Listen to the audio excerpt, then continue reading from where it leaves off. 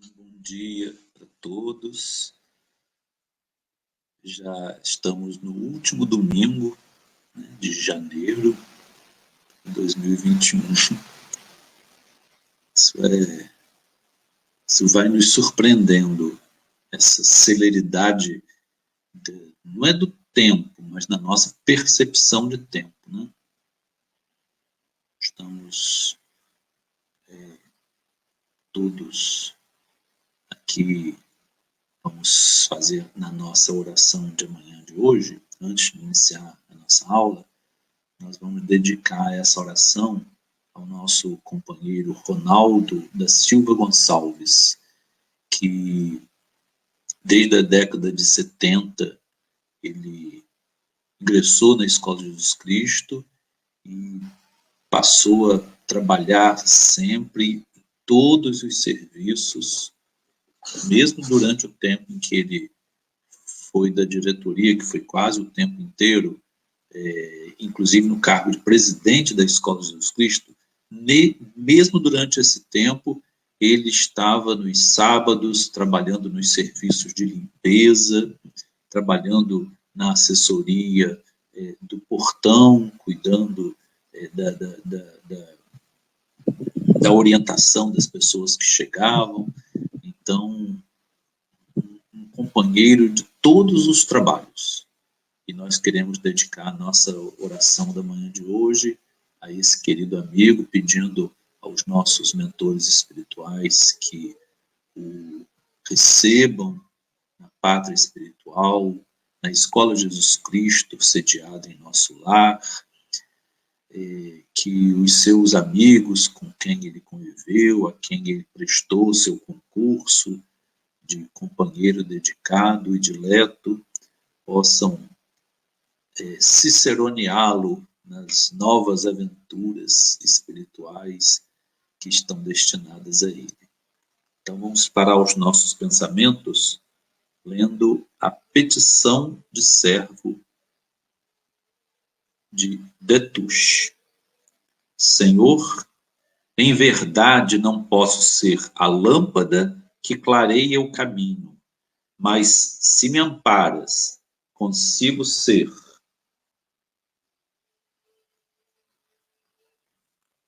Com licença, gente. Mas se me amparas, consigo ser a candeia singela capaz de orientar o rumo de algum viajante transviado na floresta da vida. Não posso ser a fonte que dessedenta quantos atravessam as estradas do mundo. No entanto, se me auxilias, consigo ser a concha de água limpa, suscetível de socorrer um doente relegado ao abandono.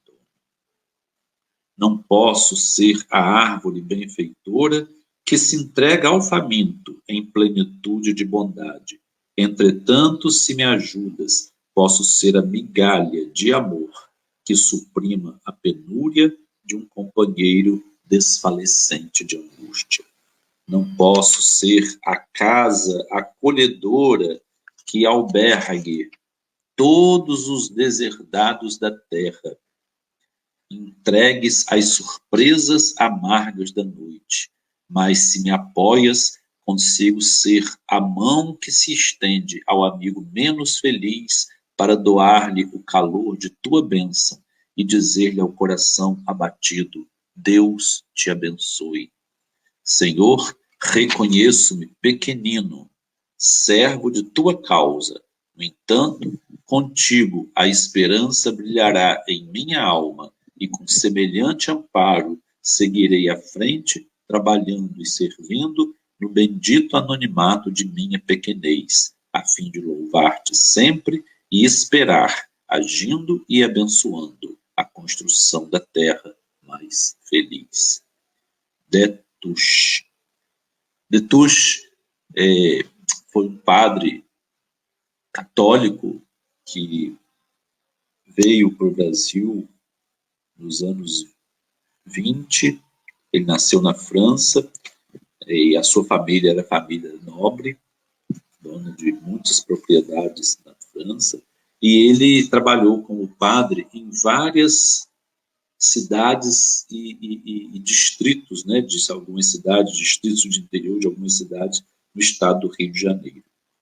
Ele, segundo meu pai escreveu no livro Tempo e Amor, digno e virtuoso, tão profundamente amigo de Jesus que, pela genuína renúncia evangélica, foi muitas vezes incompreendido pelos seus próprios companheiros, que não puderam compreender sua alma verdadeiramente abnegada. Abandonando os bens e as glórias do mundo, deixou para sempre o seu palácio e suas riquezas na França, onde era o aristocrata Émile Arthur de Touche de Caligny de Fenech, para ser o humilde apóstolo de Jesus, vivendo como pobre entre os pobres em renúncia franciscana, um símbolo vivo do Evangelho. Revelou sempre grande cultura e super-humana humildade, e aceitou ainda, em vida terrena, as verdades da revelação espírita, pois considerava Allan Kardec, a quem nunca admirou, um grande homem de Deus. O santo velhinho, carinhoso, amigo dos pobres e das crianças, desencarnou na Santa Casa de Misericórdia de Campos, 14 de novembro de 1930, e é hoje um dos dedicados benfeitores espirituais da Escola Jesus Cristo. Então, vamos fazer a nossa oração para, dentro de 3 minutos, iniciarmos nosso curso, o perdão e o perdoar. Pai nosso que estás nos céus, santificado seja o teu nome. Venha a nós o teu reino. Seja feita a tua vontade, assim na terra como nos céus. O pão nosso de cada dia, dá-nos hoje. Perdoa as nossas dívidas, assim como nós perdoamos os nossos devedores. Não nos deixes cair em tentação e liberta-nos de todo o mal, porque teus são o reino, o poder e a glória para sempre. Assim seja.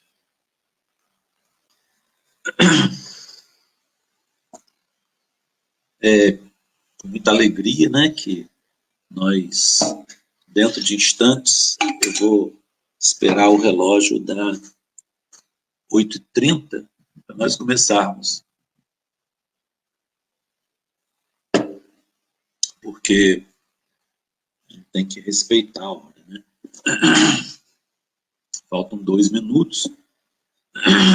Eu queria, assim, nesse intervalo, nesse iníciozinho antes, falar, não, ainda não estamos na aula, mas uma coisa que eu me recordo muito é que eu fui aluno de meu pai 2 vezes.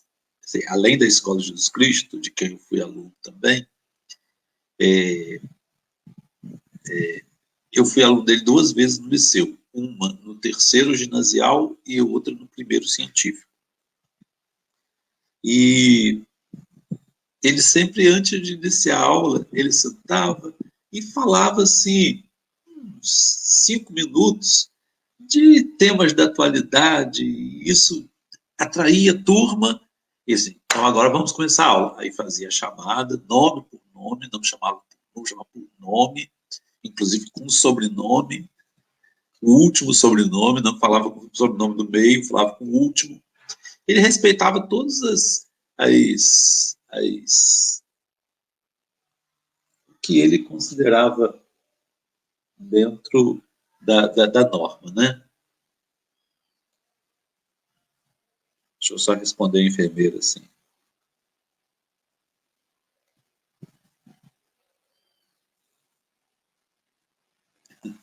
Detalhezinhos.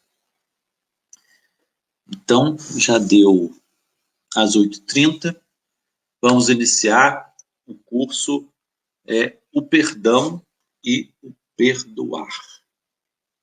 O perdão, substantivo, perdoar, um verbo.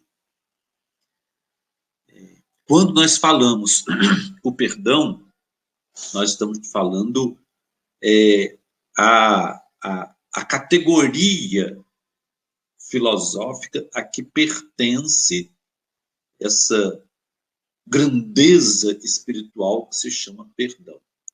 Quando nós dizemos o perdoar, nós estamos nos referindo a um dinamismo, a um processo que ocorre dentro de um tempo indeterminado, né?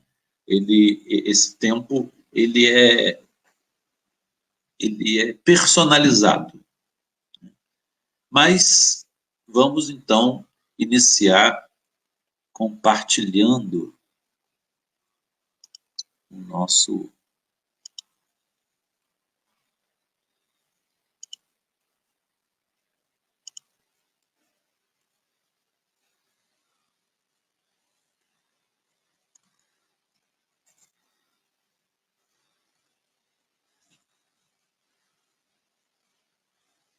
não sei se compartilhou.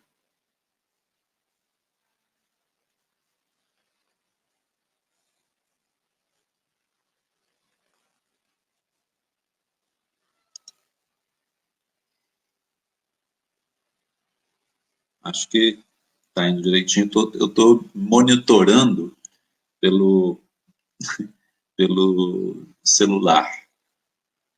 Bom, então isso aí, o perdão e o perdoar, um curso de verão da Escola de Jesus Cristo, iniciando dia 31 de janeiro de 2021, e nos próximos 2 domingos do mês de fevereiro. Hoje veremos esses 3 aspectos, o que é exatamente o perdão. O medo e a raiva e o mandamento antigo, odiar os nossos inimigos. No dia 7, nós veremos teoria do perdão, bendizer os que nos maltratam e perseguem e caluniam.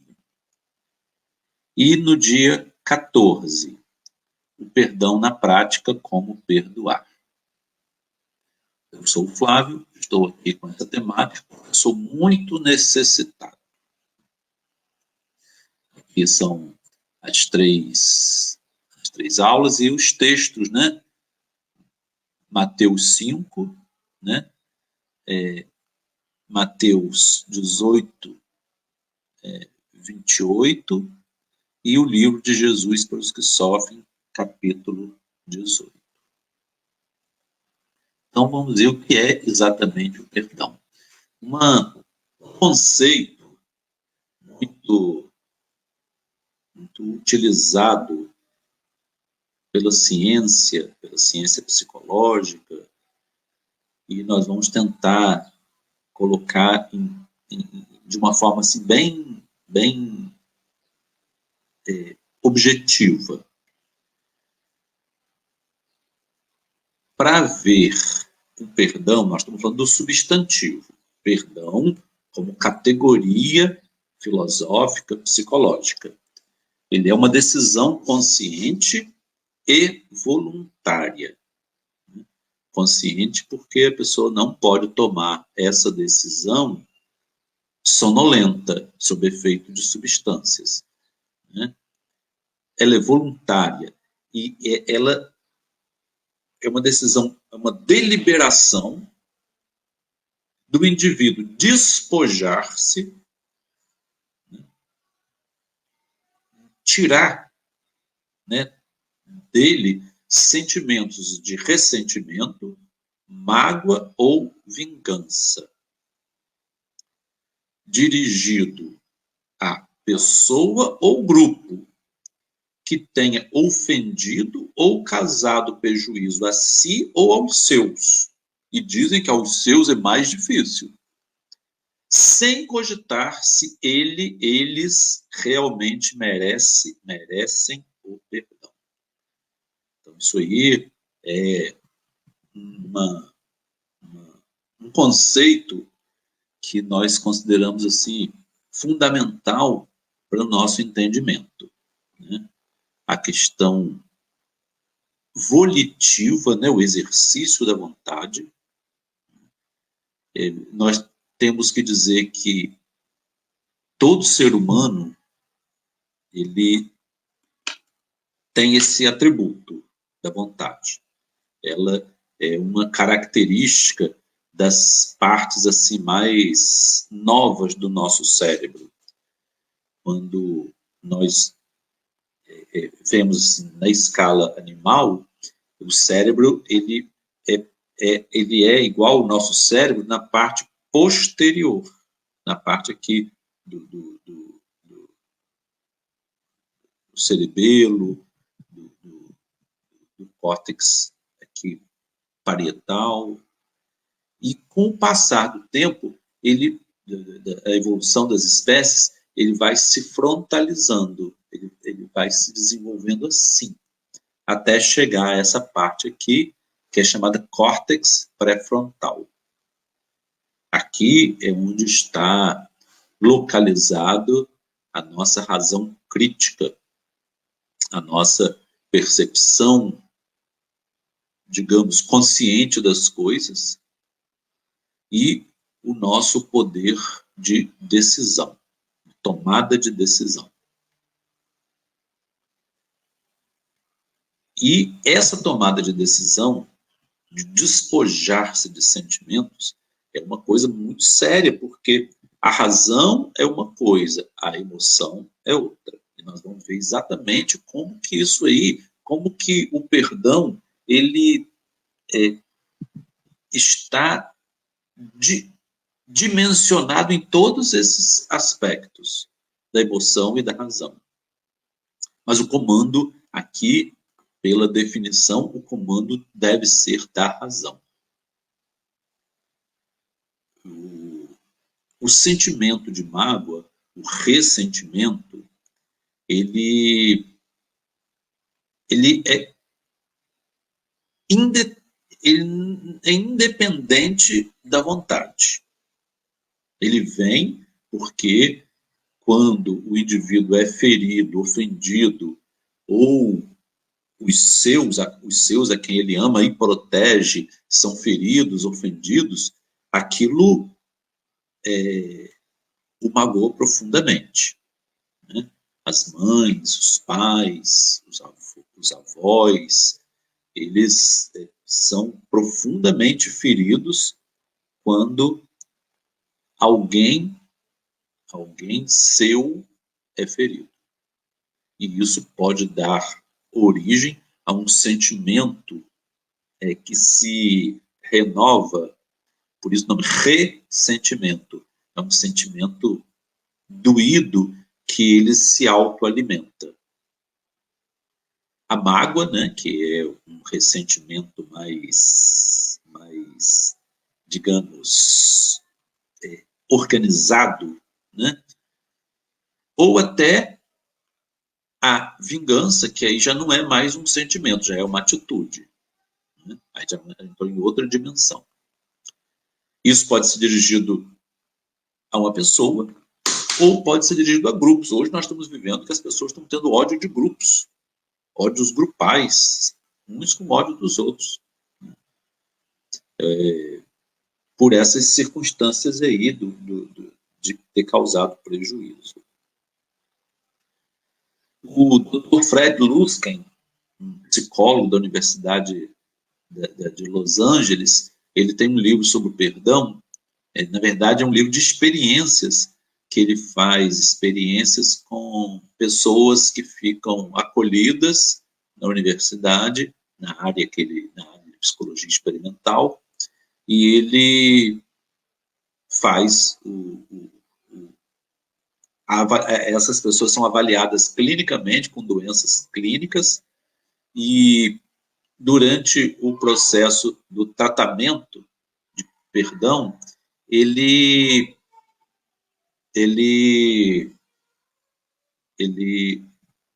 avalia clinicamente as pessoas também. Então ele diz que o perdão é uma experiência de serenidade no momento presente.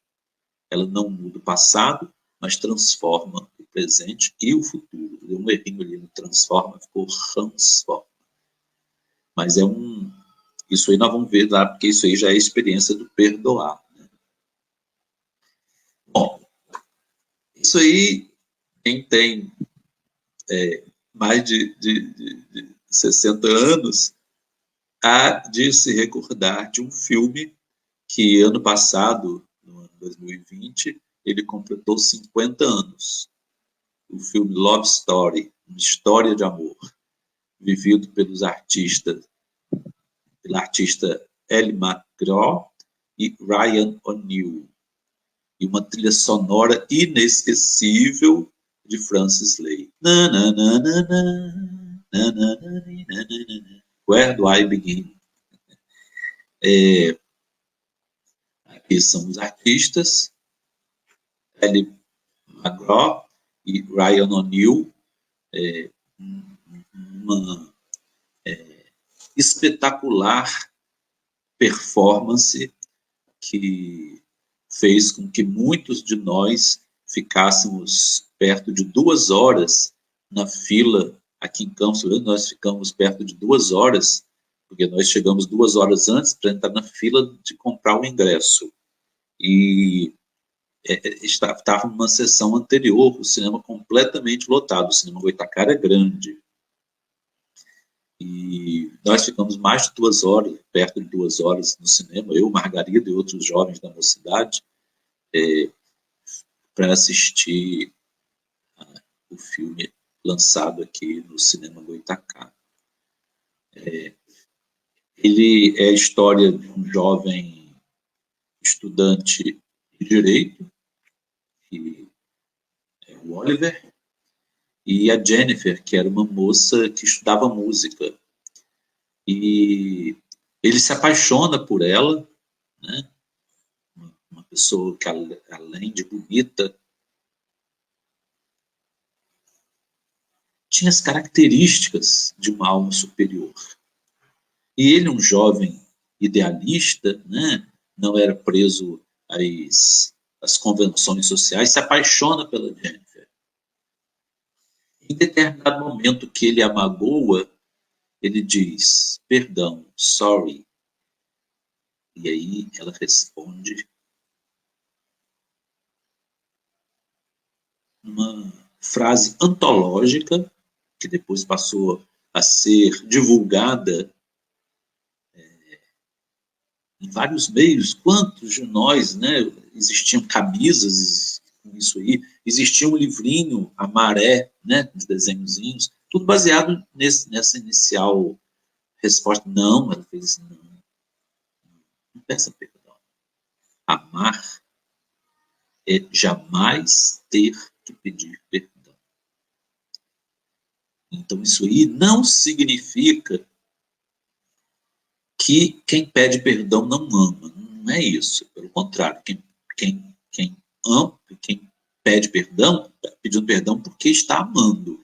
Mas o verdadeiro amor é não haver a necessidade de ter que pedir perdão. Porque nós pedimos perdão porque nós magoamos alguém. Né? Outra frase antológica que eu me lembro que meu pai diz, que está no livro de Jesus para os que sofrem, que muitos reatamentos, muitas conciliações deixaram de se fazer porque ambos estavam preparados para perdoar, mas não estavam preparados para ser perdoados. Nós temos que entender todas essas interações do perdão. O perdoar, o pedir perdão, o perdoar e o ser perdoado. São movimentos distintos dentro desse processo. Né? Vamos então ver aqui. Que categoria é essa? Qual a categoria do perdão? É um sentimento? É uma emoção? É uma cognição? É o intelecto nosso que constrói o perdão? Ou é uma atitude? Né?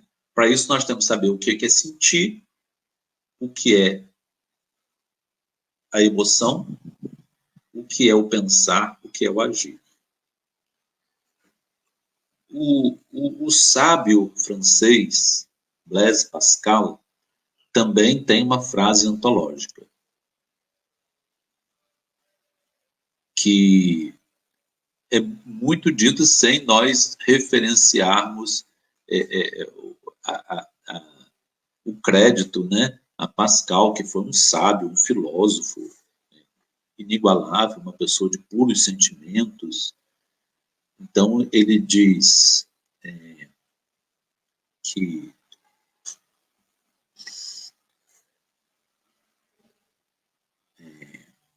deixa eu me localizar aqui.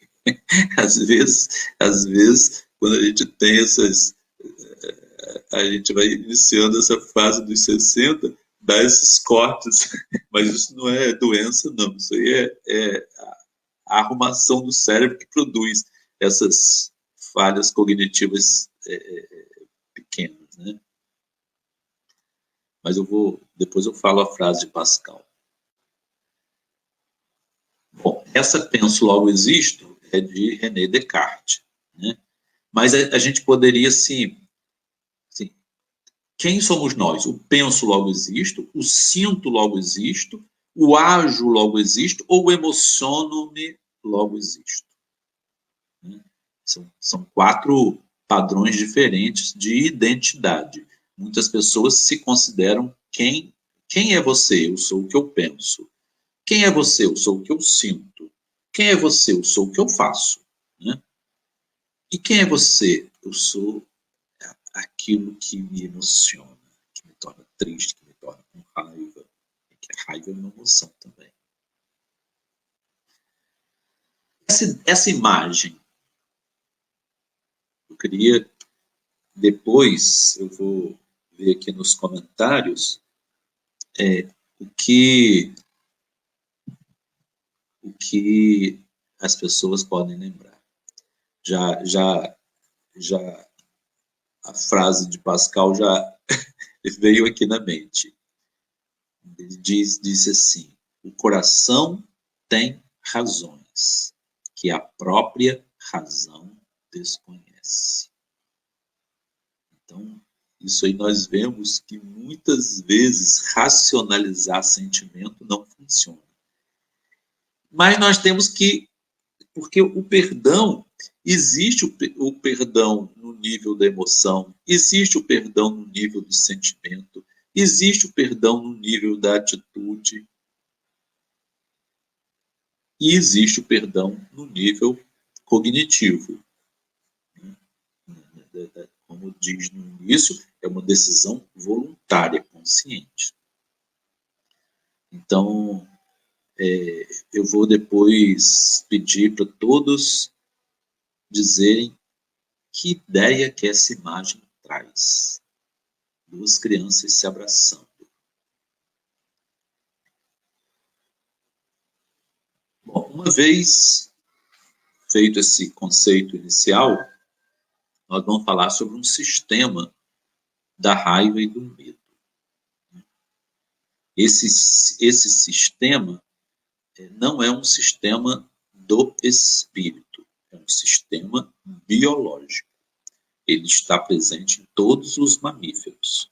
Os mamíferos são seres mais complexos, né, da evolução dos seres vivos, e eles têm um sistema de adaptação que produz, através de hormônios produzidos na glândula suprarrenal, né, a glândula adrenal, a glândula que está em cima dos rins, né, ela repousa em cima dos rins, e ela produz um hormônio chamado cortisol, e outros também, que é o mediador, através de conexões que ele faz com o córtex cerebral e com o hipotálamo, ele é o mediador dos fenômenos da raiva, né, e do medo. Nós vamos ver por que esse sistema. Na evolução das espécies, só as espécies raivosas e medrosas sobreviveram. As raivosas porque elas atacavam o inimigo e devoravam o inimigo. E as medrosas porque elas fugiam e também não eram devoradas. Né? Ninguém há de pensar que os coelhos desapareceram da face da Terra. Não. Eles vivem e se reproduzem muito, mas eles sobrevivem pelo medo e não pela raiva. Então, são mecanismos adaptativos dos mamíferos. A adaptação ao que acontece externamente. Se vamos dizer, alguma ameaça, o sistema é ligado, né? Nós podemos ver isso porque o sistema de raiva e medo, ele é um sistema adaptativo e ele funciona dentro da necessidade. Ele não funciona fora da necessidade. Não existe necessidade imaginária para os mamíferos. Existe para os seres humanos necessidade, um medo e uma raiva imaginária, fora do momento. Para eles, só existe no momento. Tem até um biólogo americano que escreveu um livro, Por que as zebras não têm úlceras? Né? Porque a úlcera é produzida pelo excesso de cortisol, ele liga o sistema nervoso simpático, o simpático aumenta a produção de ácido clorídrico, então ele começa a corroer a parede, né? a parede interna, né? do estômago, do duodeno. Então começa a dar essas lesõezinhas que podem terminar numa úlcera. Então, por que as zebras não têm úlcera? Aí ele dá o seguinte exemplo. Existe uma savana, né, que é aquela pastagem da África subequatorial, né? E ali as zebras têm um ambiente favorável para elas viverem, se alimentarem, né, da relva, se reproduzirem e viverem em paz. Mas existem os predadores, os tigres, os leões, e eles se alimentam. A zebra está na cadeia alimentar deles, e eles se alimentam das zebras. Quando aparece um leão ou um tigre, as zebras correm. Por que elas correm? Porque elas usam o sistema do medo, não usam da raiva. Porque se elas forem para cima do tigre, elas vão perder. Então elas usam do medo e fogem. Nessa fuga, uma pelo menos para cada leão é o suficiente. Não vão 2 leões para uma só, vai um para uma e ele devora a zebra e fica satisfeito. Se houver um leão só e ele vai embora quando acaba, todo mundo sabe o que todas as zebras fazem? Vão pastar, voltam para a relva tranquilamente, elas desligam o sistema adaptativo, porque não é nem necessidade, elas não pensam, cara, e se aparecer outro leão? E se vier um tigre? Onde tem um, tem 2. Pensa só, o senhor tem experiência, onde tem um, tem 2. Cuidado, hein? Então, elas não fazem isso, nem fica assustando, nem fica assustando os outros. Olha só, cuidado, hein? Capaz de aparecer um leão, hein? Cuidado. Ninguém bota ideia ruim na cabeça de ninguém. Assim, não esquenta não, cara, vamos pastar. É o agora. E então elas desligam o sistema que não causa lesões, outras lesões orgânicas. Realmente, as zebras, ele fez pesquisa, elas não têm úlcera mesmo. Então, quem comanda?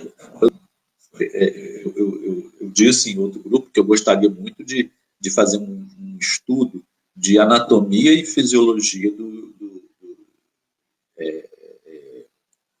nosso corpo espiritual, né, que é o perispírito. Mas nós vamos chegar lá.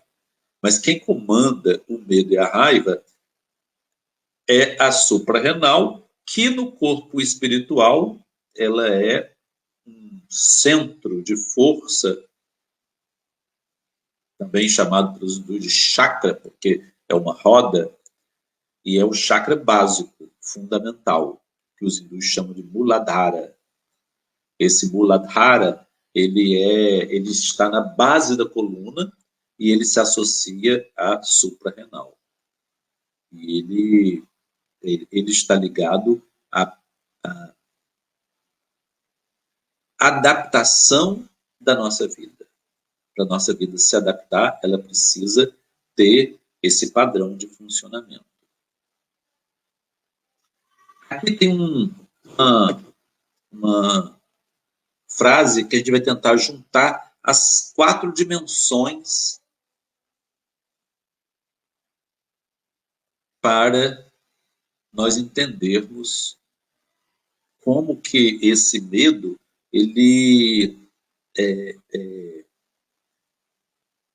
como que ele é transversal, como é que ele atravessa todas essas dimensões.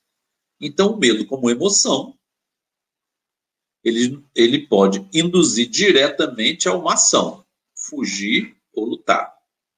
Né? Então, fugir ou lutar são 2 formas de reagir ao medo. Através da razão, pode-se racionalizar o medo, né? Já que nós não somos zebras, que a gente fala assim, ó, não vou ficar pensando nisso. Né? Não vou ficar, não é obrigado a pensar. Né? Lutero também tem uma frase antológica que diz: nós não podemos impedir as aves de sobrevoar a nossa cabeça, mas podemos impedi-las de fazer um ninho.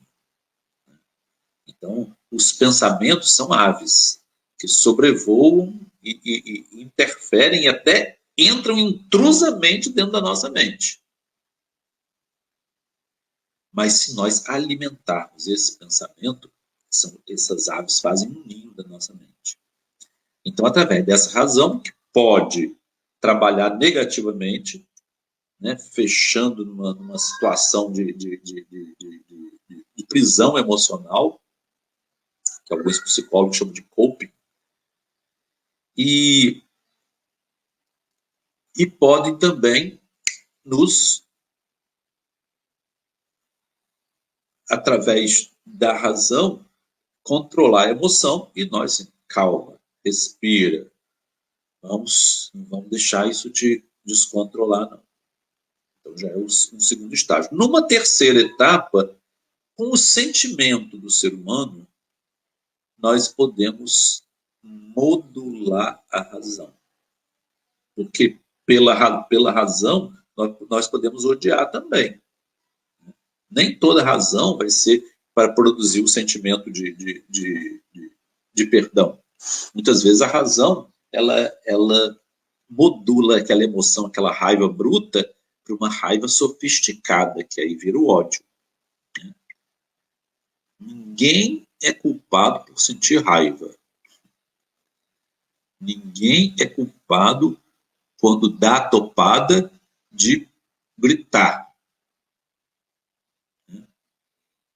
E falar o que está cheio dentro do coração. A pessoa fala, na hora que dá a topada, a pessoa fala do que está cheio no coração. Ninguém fala do que não tem no coração. Mas aquilo não é um erro, basicamente. Aquilo é um processo. Nós estamos dentro de um processo. Nós podemos até esvaziar nosso coração dessas palavras pesadas. Né?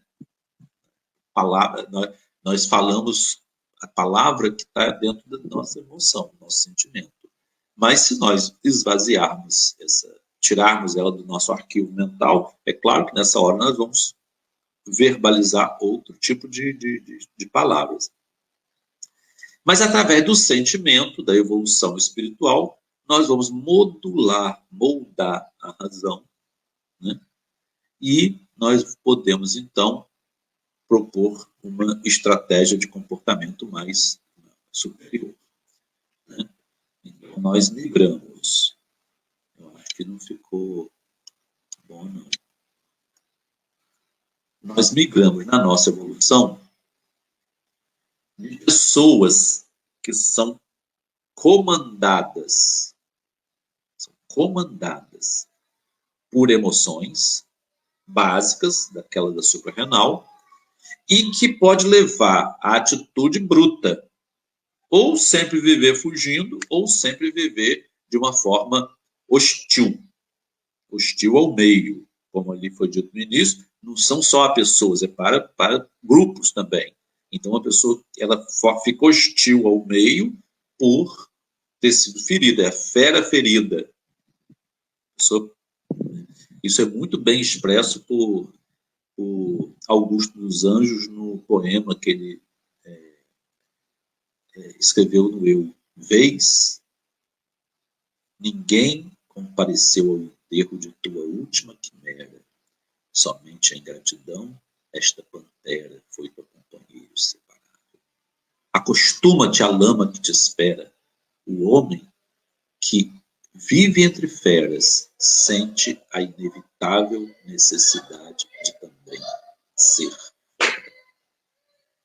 Toma um fósforo, amigo. Acende seu cigarro. Um beijo é a véspera do escarro. A mão que afaga é a mesma que apedreja. E se alguém causa ainda pena a tua chaga, apedreja esta mão vil que te afaga, escarra desta boca que te beija.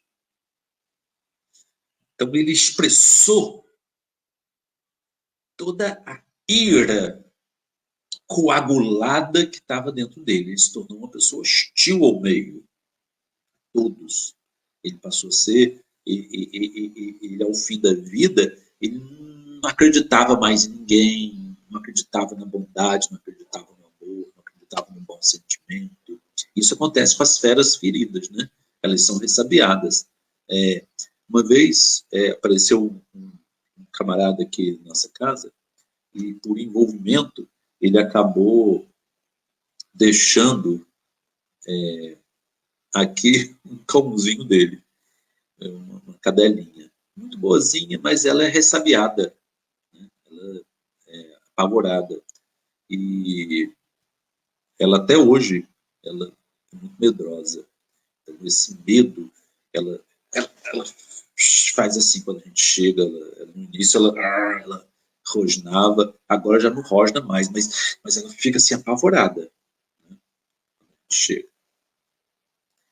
Então, pode levar a atitudes brutas.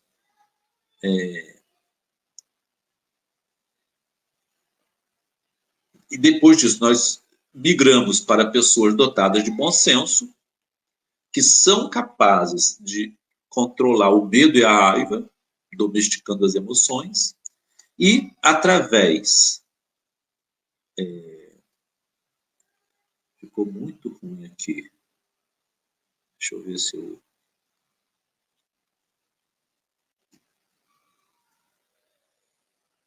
até nos tornarmos espíritos mais purificados, que podem sublimar a razão.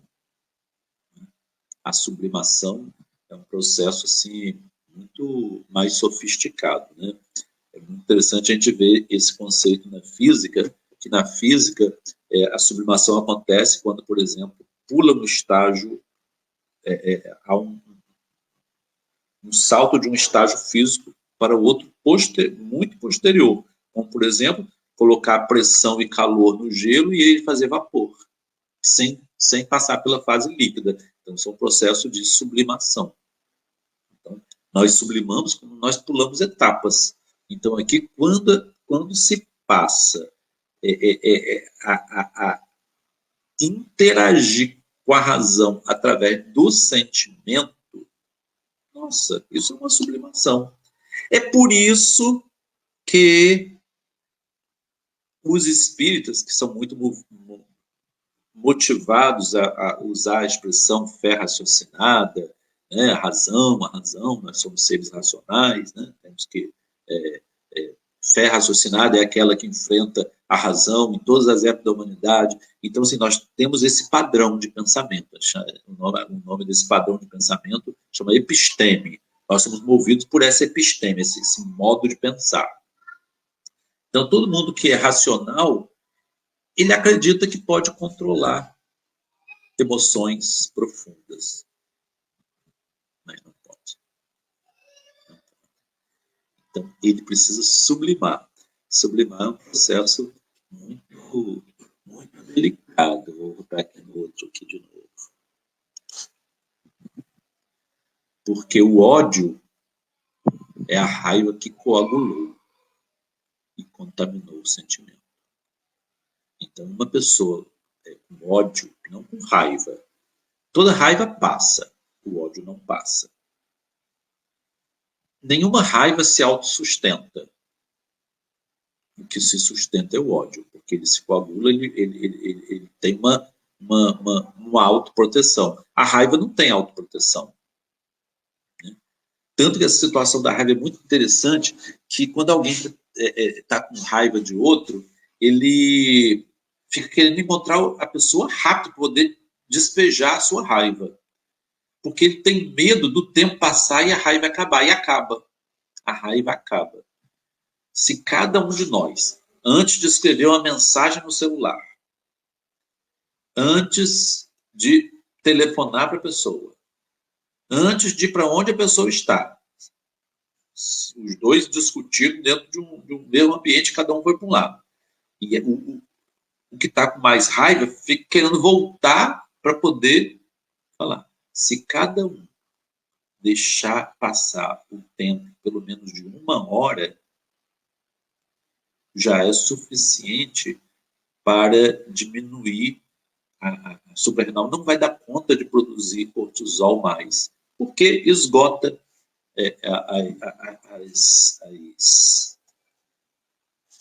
os componentes químicos esgotam. Então vai haver a raiva vai passar. Se a pessoa quiser controlar a raiva, sentar, ligar um ventilador, ir para um lugar que está ventando e fazer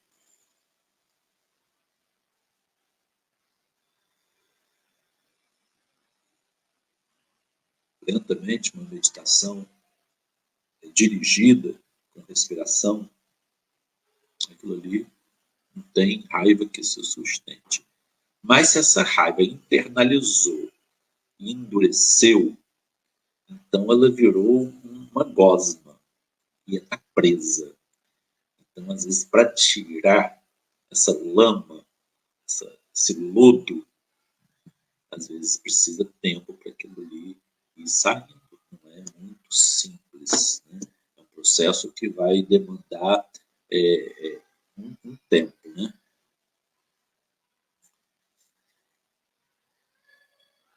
E quando essa raiva não se coagula, ela não tem como se manter, ela acaba.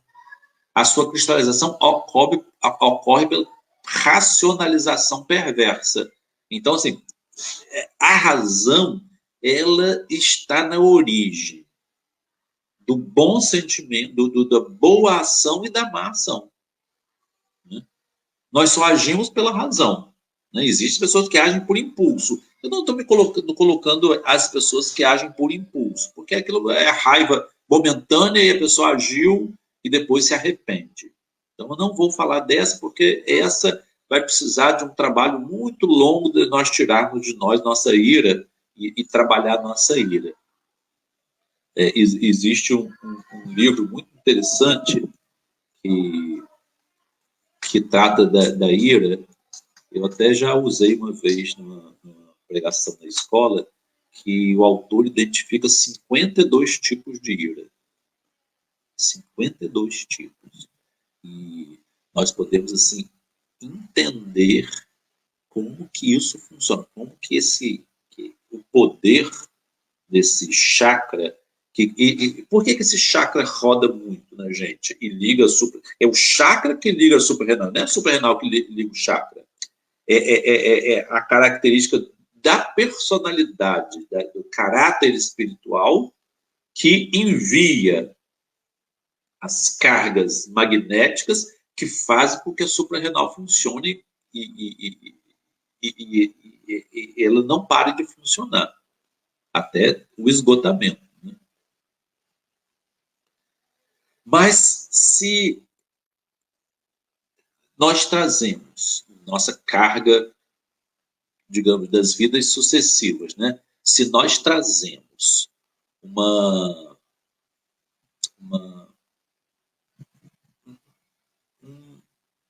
um costume, né? Um hábito de agir raivosamente, de falar expressando a raiva, né? E até coisas bobas. Quer ver coisa boba? Ah, se eu pudesse, eu matava. Eu te mato. Né?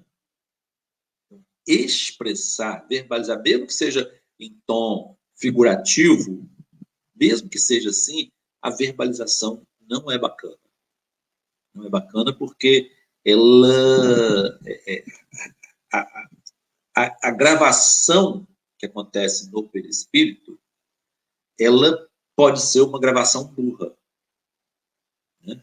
Ela não é obrigada a identificar que tipo de matar que a pessoa falou.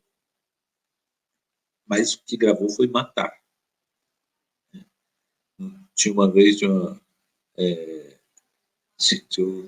uma série do Perdido no Espaço que tinha um robô e quando ele dava um tilt lá, ele ficava roubar, não, matar, destruir, matar, destruir.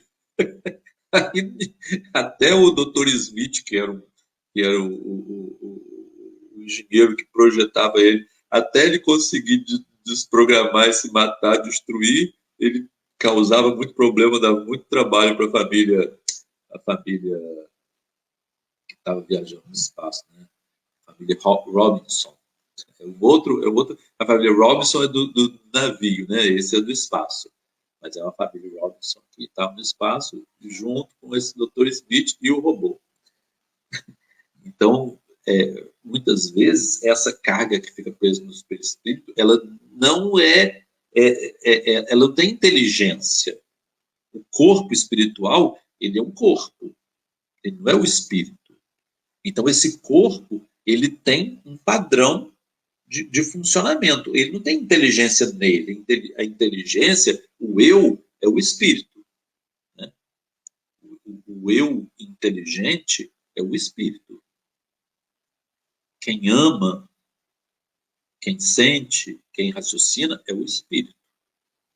O perispírito, não. O perispírito é um intermediário. Um corpo de emoções, de sentimentos. Né?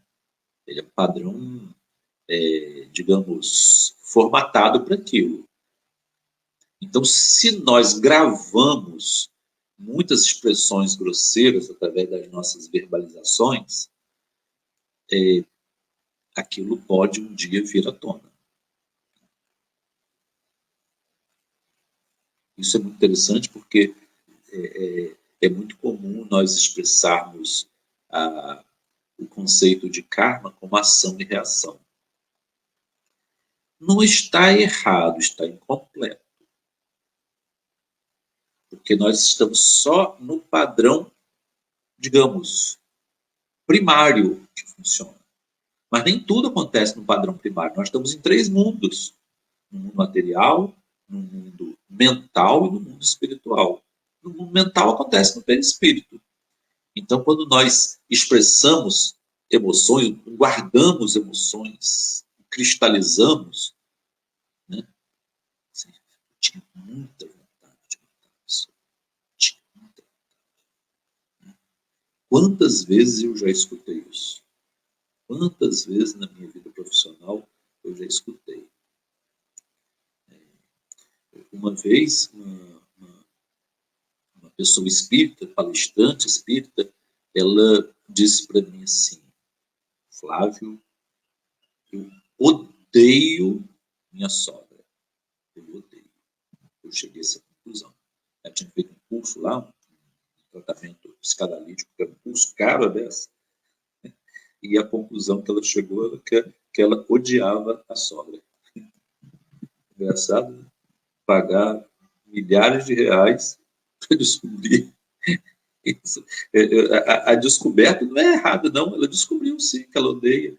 Mas o trabalho nosso é de desprogramar isso aí. Não a gente vira um robô. Matar, destruir, matar, destruir. E o risco, se ela não teve a oportunidade de matar a sogra naquela encarnação, é delas reencarnarem de novo e uma matar a outra. Porque aquilo ficou gravado, aquilo pode sair de uma forma imperfeita. E aí, então, quando uma pessoa mata a outra, aquilo não é a ação, é a reação. Qual foi a ação? Qual foi a causa? O pensamento. Então, começou no pensamento, terminou na ação.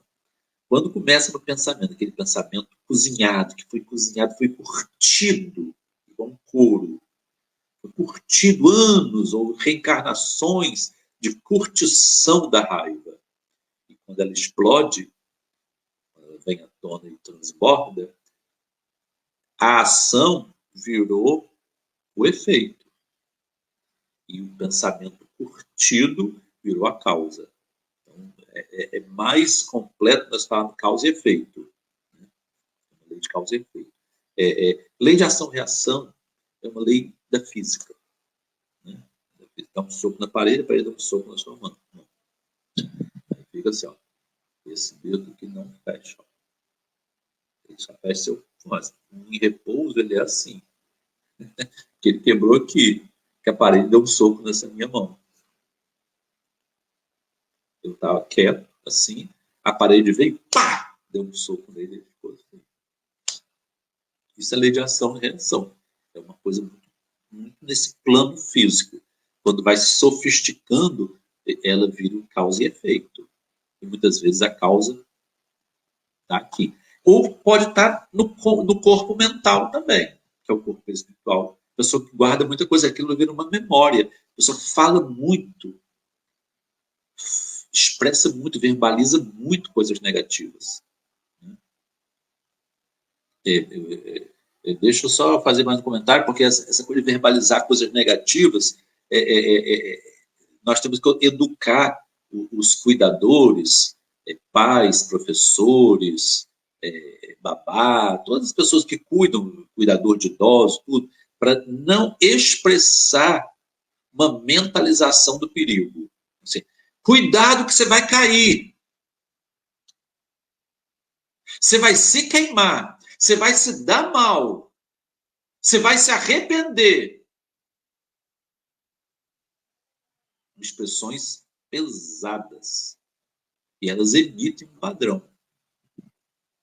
que pode ser incorporado pela pessoa que vai cair, que vai se queimar, que vai se arrepender. Não que ela não esteja aconselhando uma coisa boa. Né? A criança está subindo na janela, pode cair mesmo. Né? Mas a verbalização não pode ser essa. Essa expressão pesada não pode, porque tanto pode a criança, a parte espiritual dela pode incorporar aquele medo, né? Com a pessoa que expressa, você vai se dar mal. Vai acontecer tudo errado com você. Uma pessoa que expressa aquele peso daquela profecia maldosa vai ficar nela também. Então, aquilo, esse coping é um padrão de pensamento e atitude do qual nós não conseguimos nos afastar. Então, tudo nela ela vai esperar o negativo e ela só vai ver o que chega negativamente.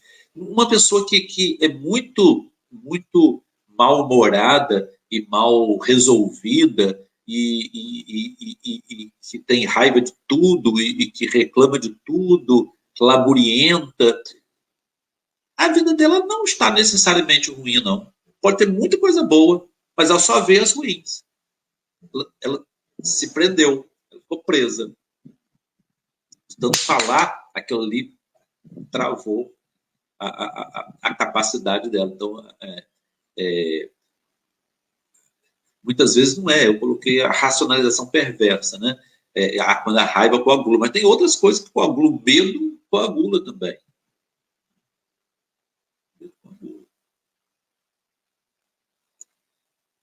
Cada vida, gente, cada vida, nós temos assim um aspecto, uma parte da nossa carga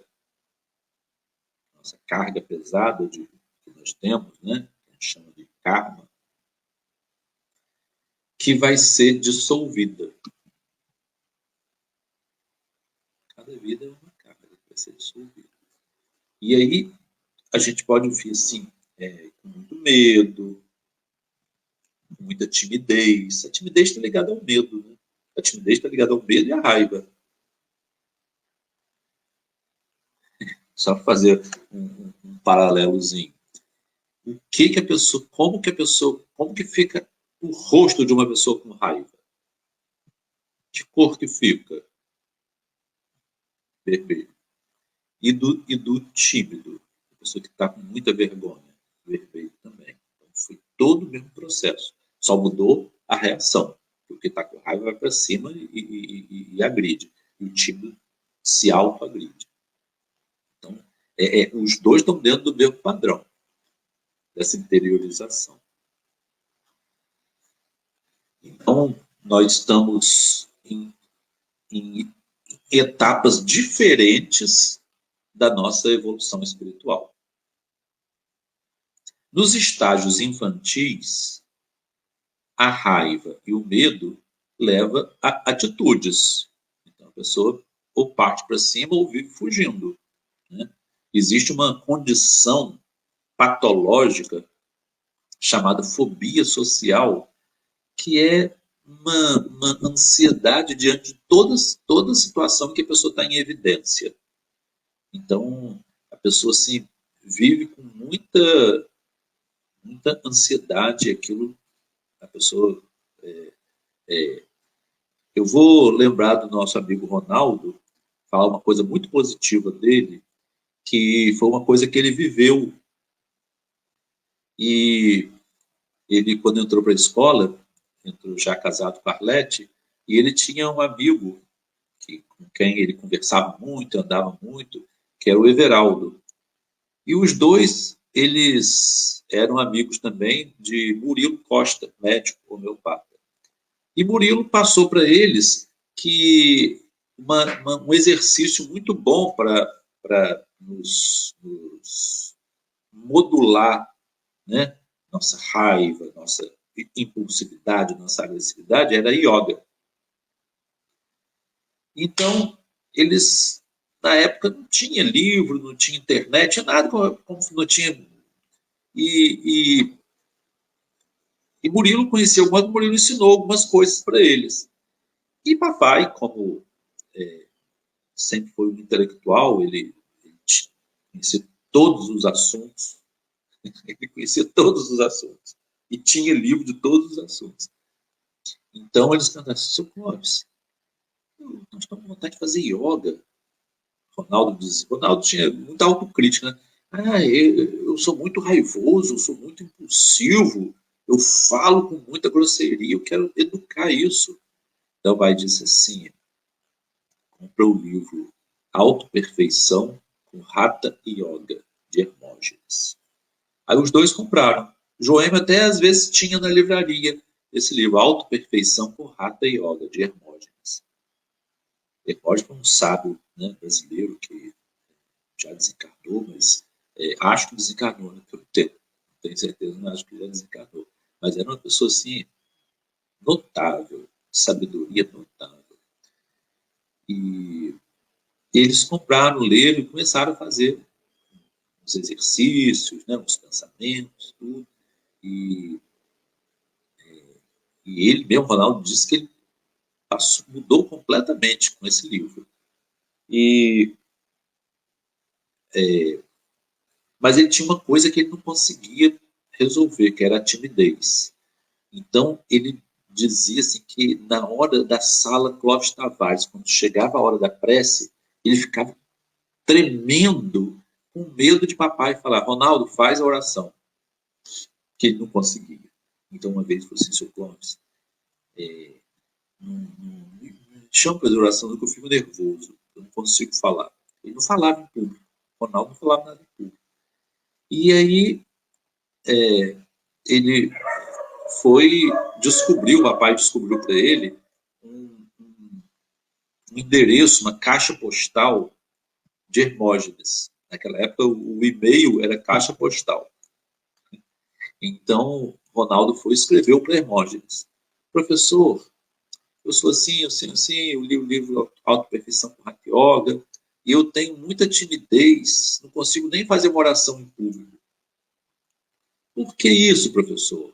Como que eu posso resolver isso? Aí Hermógenes respondeu ao Ronaldo. Respondeu uma resposta bem papo reto. Assim, meu filho, isso aí é o orgulho. Ronaldo contava isso com a naturalidade. Isso aí é o orgulho. Ronaldo, pô, eu pensei que fosse humildade. Eu pensei que a pessoa tímida era humilde. Não, não, Ronaldo. A pessoa na tarde falando, não, não, Ronaldo. Os tímidos vocês são tímidos porque são orgulhosos. O pai adorou a resposta de Hermógenes. E eles conversaram muito. E a partir daí, Ronaldo começou a fazer oração. E a pai desencarnou. Não pegou a etapa em que Ronaldo começou a fazer as palestras. E Ronaldo fez as palestras. Começou a conversar com as pessoas, começou a aconselhar. Muitas pessoas se aconselharam com Ronaldo. Então, aquela fobia social ele venceu. Né? Então, essas coisas que estavam no perispírito dele, ele dissolveu. Dissolveu. Estou dando um bom exemplo com um amigo que nós conhecemos, porque ele falava isso abertamente. Eu não estou abrindo confidência dele comigo, ele falava isso abertamente. Que ele era raivoso, que a raiva virou uma timidez e que a timidez virou uma superação. Ele sublimou. Esse é o exemplo. O Ronaldo é um exemplo de sublimação. Então, nos estágios juvenis da evolução, a razão modela a nossa ação para estratégias diferentes de calmaria, que a pessoa pode, então, pela razão, a pessoa se conter, né? Ou, pela razão, ela pode cristalizar a raiva e transformar em ódio. O ódio também é produzido racionalmente. Ninguém odeia sem. Um animal não odeia. Um deficiente mental não odeia. O deficiente mental pode ter raiva, pode bater, pode até matar, mas sem ódio nenhum. Porque ele não formula. Aquilo ali não foi um pensamento arquitetado. Aquilo veio no impulso. Já o ódio é um pensamento arquitetado. Ele é uma deliberação consciente que produz todo aquele processo, uma estratégia, uma sofisticação da raiva. Né? E o autocontrole, né? Também chamado de temperança, ele é um controle consciente da nossa raiva, do nosso medo também. Ronaldo, através desse controle consciente, ele já tinha tirado a raiva e ele controlou o medo, controlou essa fobia. E ele foi embora. Então, é um quadro, assim, uma história de superação. Né? Uma superação muito linda, muito linda. E nos estágios maduros da evolução, o sentimento sublima tudo isso. Então, a pessoa dá um salto quântico e aquilo entra no processo. Isso tudo é básico para a gente entender como o processo de perdoar, sabe? Perdão é tudo isso. Então, odiar o adversário é o que está no Antigo Testamento.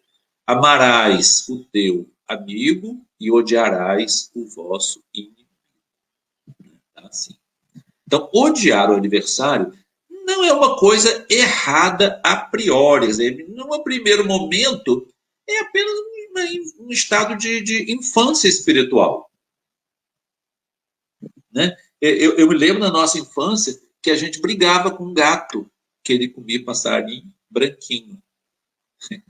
Era um gato que era mais afeiçoado a Luizinho. Ele dormia na cama de Luizinho. Luizinho tinha asma, ficava com asma por causa do gato.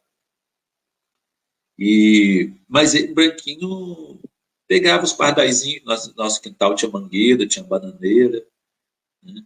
Tinha os galhos do vizinho de abacate. Então tinha muita fruta no nosso quintal. E as árvores frondosas, tinha muito passarinho, né? Muito pardal, bem-te-vi, beija-flor. Né? Tinha as hortênsias também, os canteiros laterais. pencas, e o beija-flor gostava muito da Hortência. Então ele ficava paradinho, né, beijando a Hortência. E Branquinho comia os pardaizinhos, principalmente os pequenininhos, que às vezes caíam do ninho, na mangueira tinha muito ninho de passarinho. E o Branquinho comia, a gente brigava com ele. Um dia ele ficou, estava de castigo. Né? Só que ele não estava errado. Aquilo ali ele estava simplesmente seguindo a natureza. É a cadeia alimentar dele. Ele precisa do outro para sobreviver. E então, quem supera essa prisão não pode dizer que o outro está errado. Você está errado porque você está com raiva. Não, não está errado, não. Nós temos que orar por ele. Ele está num estágio infantil. Nós podemos ter piedade dele, né, por quem não superou essa prisão. E podemos esclarecer também, ó, você está preso num sistema que, que não te deixa melhorar. Né? A gente pode, por exemplo, falar com uma pessoa que vive zangada, vive mal-humorada, vive exasperando, a gente pode dizer assim, ó, isso aí é um processo psicológico que você entrou, que você não está conseguindo superar. Geralmente isso não dá muito certo, não. A razão para a prisão emocional é muito fraca. A razão para superar esses coping, né, negativos da nossa existência é muito fraquinha.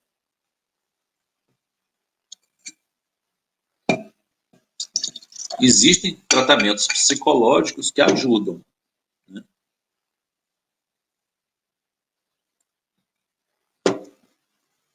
Infelizmente, as formações hoje, um grande número de profissionais, a formação não está assim, muito boa. Não. Tem profissionais assim, que não sabem ajudar. Né? Eles ficam impressionados e se embolam junto. Ajudar é mais ou menos assim. Digamos que uma pessoa está no rio e ela caiu num rodamuinho que está atraindo ela para o fundo. E o outro está na margem. Ele tem à disposição dele uma corda e tem uma árvore ali na beirada. Qual a situação mais, qual é a forma mais correta de ajudar? Ele amarrar a corda na árvore, amarrar no peito dele, se jogar, puxar, segurar o outro e depois ir puxando para a corda. Mas se ele se jogar sem nada, ele vai junto para o padamoinho, junto e os dois vão afundar. Então, o relacionamento de ajuda precisa de uma formação. Não é qualquer pessoa que pode ajudar. Outra coisa também muito interessante é cuidado com quem nós mostramos o nosso interior. Tem uma quadrinha de Casimiro Cunha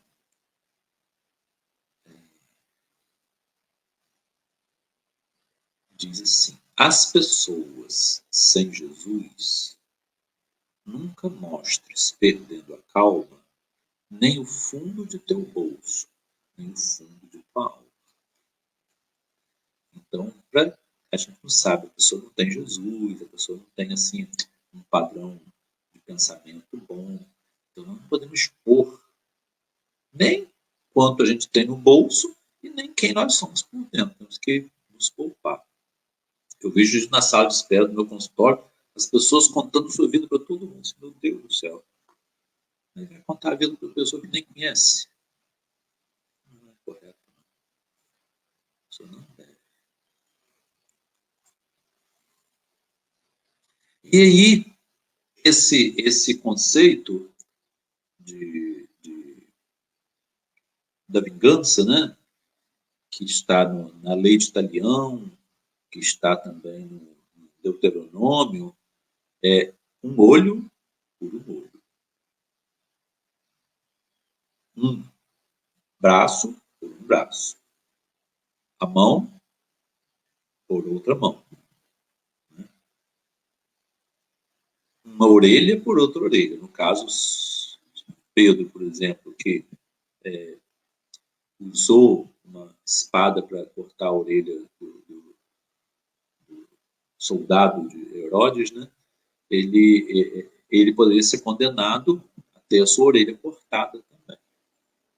Só não foi porque Jesus colocou a orelha no lugar.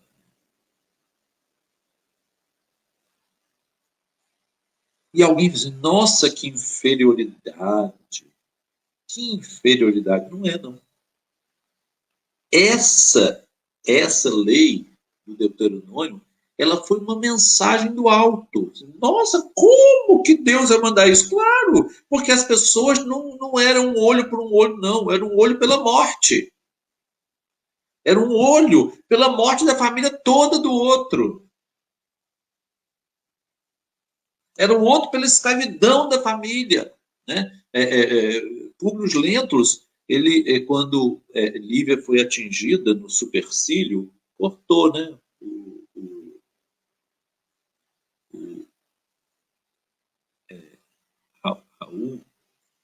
Raul de Gioras, ele jogou uma pedrinha porque ele era ligado a esses partidos revolucionários, né?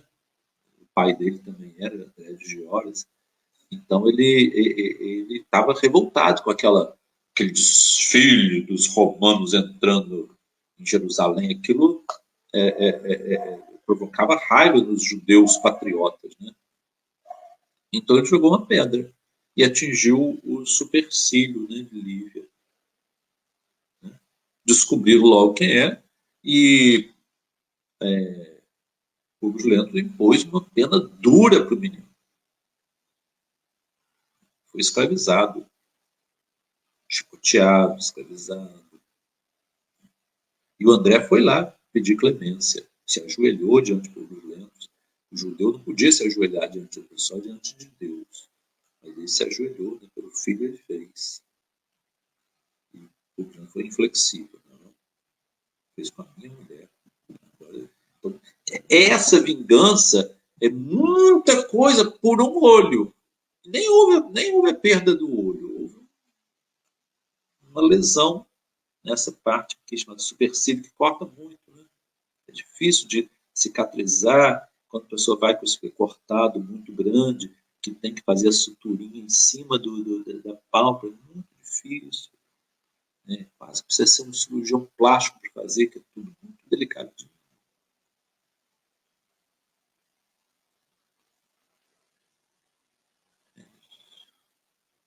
Então, a determinação de que fosse um olho só foi uma evolução. Né? Nós terminamos aqui hoje. Eu vou ver aqui se tem uns comentários aqui. Mamãe diz que precisa de milênios para Jesus mudar isso, perdão incondicional. Rosilene disse o caso de André de Gioras, há 12 mil anos. Saber se eu fui aprisionado pelo marido turbulento, alimenta-se de ódio, arquitetar uma vingança. Tem também, falando da Terra, uma mensagem de Santa Teresa sobre esse tema. O mundo é cerâmica sublime em pleno códigos. O oleiro, a carne é o barro, o oleiro é o Senhor. Depois eu leio mais comentários. O que for de perguntas eu posso responder depois. É isso. Então nós terminamos hoje entendendo que a vingança está dentro de um padrão mental do qual nós somos feitos. Todos nós somos vingadores do passado. Todos nós alimentamos vingança. Tivemos raiva, coagulamos a raiva em ódio, planejamos e executamos vingança. Isso aí é ponto pacífico, que está no nosso passado comum.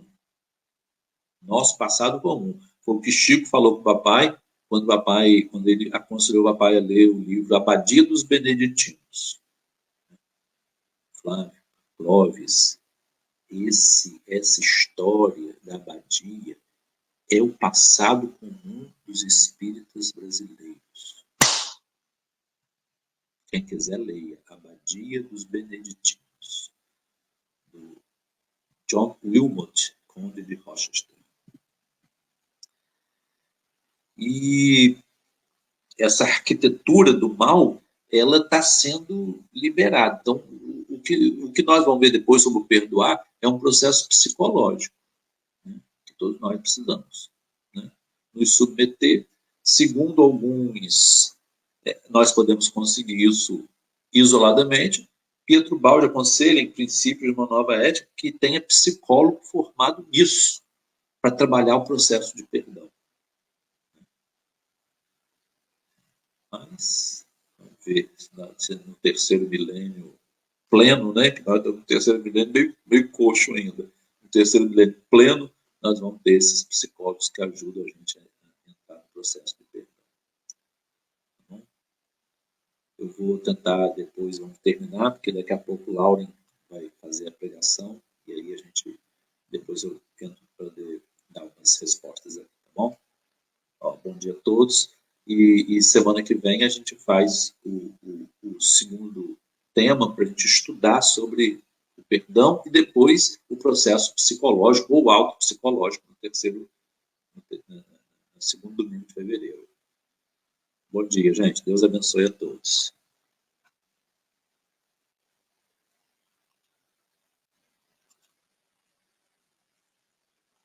Tirar o compartilhamento. Ai, ai. Tchau.